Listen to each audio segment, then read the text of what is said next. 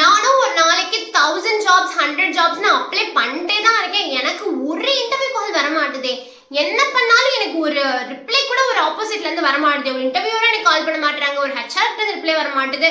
என்னோட ரெஸ்யூம் வந்து ஷார்ட் லிஸ்டே ஆக மாட்டுது. என்னதான் காரணமா இருக்கும் அப்படின்னு நிறைய கன்ஃபியூஷன் இருந்தீங்கன்னா இந்த வீடியோ உங்களுக்காக தான். Please get into video. I am Ramya. I am working software engineer top tech company. நம்மளோட ரெஸ்யூம் வந்து ஷார்ட் லிஸ்ட் ஆகுறதுக்கு நிறைய காரணங்கள் இருக்கு. அதுல மேஜர் காரணம் என்னன்னு பாத்தீங்க அப்படின்னா ஒரு சர்டன் காரணங்கள் இருக்கு. அதை பத்தி நம்ம வீடியோல பார்க்க போறோம்.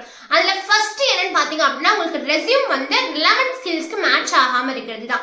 ஃபார் எக்ஸாம்பிள் நீங்க வந்து ஒரு ஃப்ரண்ட் அண்ட் டெவலப்பரா போய் அப்ளை பண்றதுக்கு உங்களோட ரெஸ்யூம் வந்து நல்லா ரெடி பண்ணி வச்சிட்டீங்க. அதே இது பேக் அண்ட் டெவலப்பருக்கும் நீங்க வந்து அந்த ரெஸ்யூமே நீங்க அப்லோட் பண்றீங்க.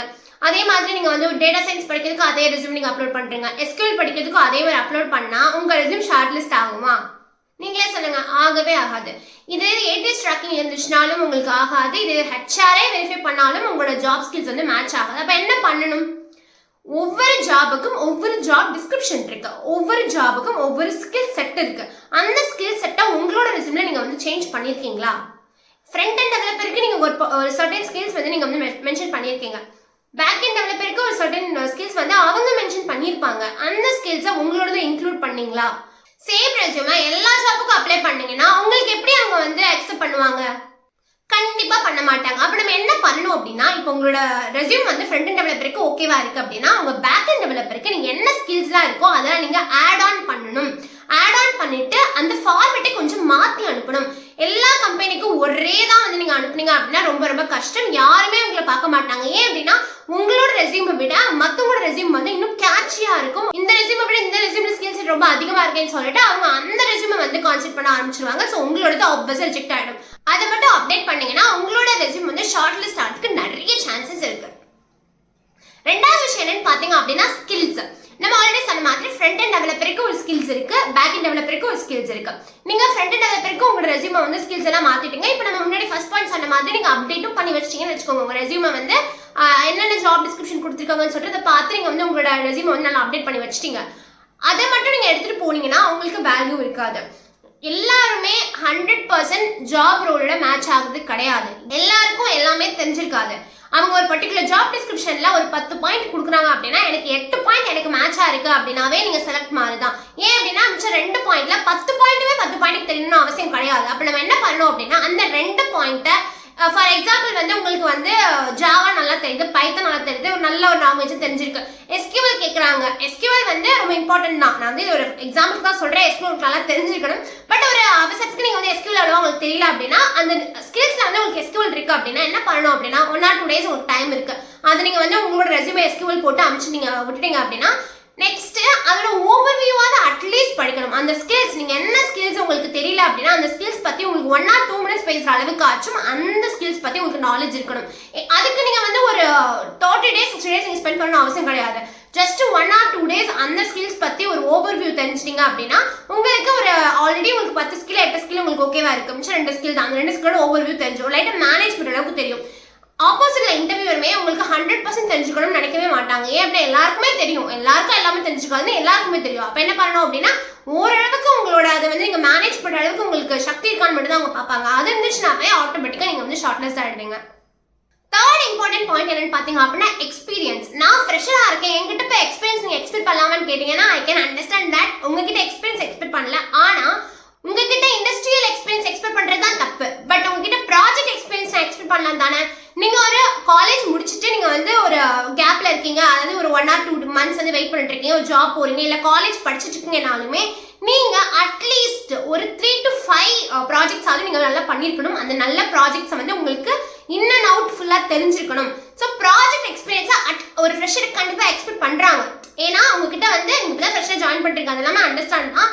இருந்தாலும் கூட நீங்க ப்ராஜெக்ட்ல எவ்வளவு ஒர்க் பண்ணிருக்கீங்க, என்னென்ன ப்ராஜெக்ட் பண்ணிருக்கீங்க, அந்த டெக்னிக்கல்ல உங்களுக்கு எவ்வளவு எக்ஸ்பீரியன்ஸ் இருக்கு, அதாவது ஹேண்ட்ஸ் ஆன் எக்ஸ்பீரியன்ஸ் அவங்க செக் பண்றாங்க. இண்டஸ்ட்ரியல் எக்ஸ்பீரியன்ஸ் அவங்க செக் பண்ண மாட்டாங்க. ஏன்னா எல்லாருக்குமே தெரியும் இப்பதான் காலேஜ் முடிச்சிருக்கீங்க, உங்கள்ட்ட எக்ஸ்பீரியன்ஸ் ஆப்வியஸா இருக்காது.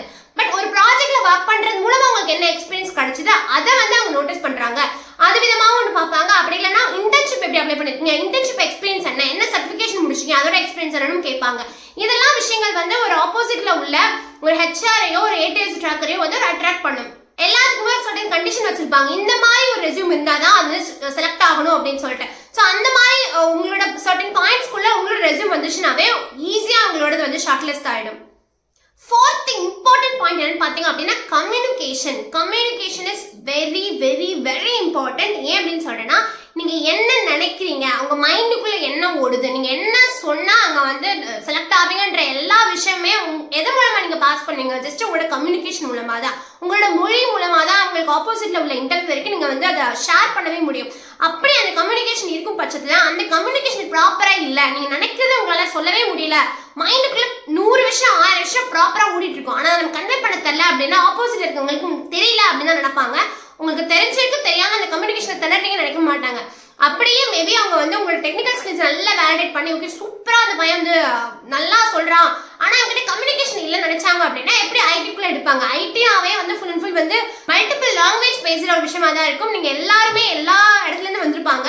ஸோ அவங்க கிட்ட நீங்க வந்து ஒரே ஒரு லாங்குவேஜ் தான் பேச முடியும், இங்கிலீஷ் தான் பேச முடியும். So English is very very must. அப்படி இருக்கும் பட்சத்துல நீங்க கம்யூனிகேஷன் மிஸ் ஆகுது அப்படின்னா அதை வந்து ஒரு பெரிய மேஜரா பார்ப்பாங்க. அப்ப என்ன பண்ணணும் அப்படின்னா கம்யூனிகேஷன் நீங்க இம்ப்ரூவ் பண்ணியே ஆகணும். 2 டேஸ்ல எனக்கு இன்டர்வியூ இருக்கு, நான் எப்படி கம்யூனிகேஷன் டப்புன்னு வந்து நான் வந்து வளர்க்குறது அப்படின்னு கேட்டீங்கன்னா 2 நாள்ல வந்து உங்களால எஃபிஷியன்ட் ப்ரோவா மாற முடியாது. பட் உங்களுக்கு வந்து ஒரு இன்டர்வியூ கிளியர் பண்றதுக்கு ஒரு ஐடியா நான் ஆல்ரெடி ஒரு வீடியோ போட்டிருக்கேன், அந்த வீடியோ பார்க்காம பாருங்க. ஆக்சுவலா அந்த வீடியோ என்ன சொல்லிட்டு பாத்தீங்க அப்படின்னா உங்களுக்கு ஜஸ்ட் ஒரு ட்ரெய்லர் கொடுக்குறேன். என்ன அப்படின்னா நீங்க வந்து என்ன கேட்பாங்க, ஒரு இன்டர்வியூல என்ன கேட்பாங்க வச்சுட்டு ஆல்ரெடி உங்க மைண்டை வந்து நீங்க மேடப் பண்ணிட்டு போனீங்க அப்படின்னா ரொம்ப ரொம்ப ஈஸியா இருக்கும். 5th பாயிண்ட், இதுவுமே ரொம்ப இம்பார்ட்டன்ட் பாயிண்ட், என்னன்னு பாத்தீங்க அப்படின்னா research about the company and the roles you have to apply. ஏன் அப்படின்னா நிறைய பேர் பண்ற தப்பு என்னன்னா நௌகரிக்குள்ள போயிட்டு டக்குன்னு ஈஸி அப்ளைன்ற பட்டனை போயிட்டு அப்ளை கொடுத்துடக்கூடாது.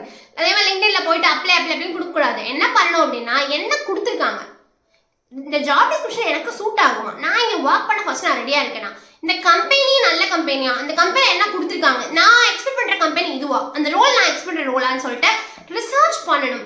நீங்க அப்ளை பண்ற ஒரு ஜாப் பத்தி நீங்க ரிசர்ச் பண்ணாம ஒரு உங்களுக்கு கேர்லெஸ்ஸா போய் அப்ளை பண்ணீங்க அப்படின்னா அது உங்களுக்கு யூஸே ஆகாது. ஏன்னா உங்களுக்கு எப்படி அந்த ரோல் வந்து செட் ஆகாதோ அதே மாதிரி உங்க ரெஸ்யூமை பார்த்தோன்னே அந்த ஆப்போசிட்ல உள்ள இன்டர்வியூக்குமே தெரியும், ஹெச்ஆருக்குமே தெரியும் உங்களோட ரெஸ்யூம் வந்து இந்த ரோலுக்கு செட் ஆகாதுன்னு சொல்லிட்டு.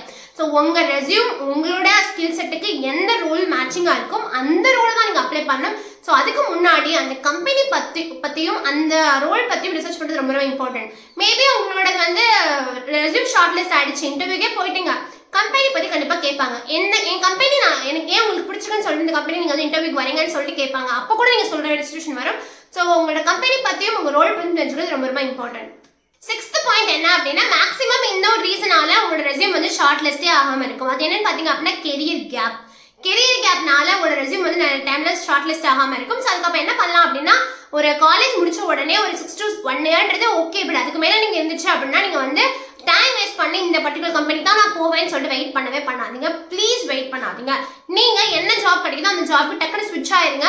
நீங்க அப்படி ஒருவேளை உங்களுக்கு கெரியர் கேப் வந்துச்சு அப்படின்னா அந்த கெரியர் கேப் எப்படி ரெக்டிஃபை பண்ணணும்னு சொல்லிட்டு ஒரு ப்ராப்பர் வீடியோ நான் ஒரு வீடியோல போட்டிருக்கேன், அதை நீங்க கம்ப்ளீட்டா பாருங்க. ஆப்வியஸா உங்களுக்கு நிறைய கான்ஃபிடன்ஸ் அந்த வீடியோல கிடைக்கும். ஸோ இதுதாங்க, இந்த ஒரு 6 பாயிண்ட் நீங்க வந்து கிளியர் பண்ணி உங்களோட ரெஸ்யூமை ப்ராப்பரா வச்சிட்டீங்க அப்படின்னாவே உங்களோட ரெஸ்யூம் வந்து ரிஜெக்ட் ஆகிறதுக்கு எந்த ஒரு வாய்ப்புமே கிடையாது, கண்டிப்பா ஷார்ட் லிஸ்ட் ஆயிரும். இந்த வீடியோ வந்து உங்களுக்கு ரொம்ப ரொம்ப யூஸ்ஃபுல்லா இருக்கும்னு நினைக்கிறேன். இந்த மாதிரி மோர் யூஸ்ஃபுல் வீடியோக்கு டெக் வித் ரம்யா கண்டிப்பா ஃபாலோ பண்ணுங்க. இது யாருக்கெல்லாம் இன்ஃபர்மேஷன் தோணுதோ அவங்களுக்குலாம் ஷேர் பண்ணுங்க, லைக் பண்ணுங்க. Until then, bye bye.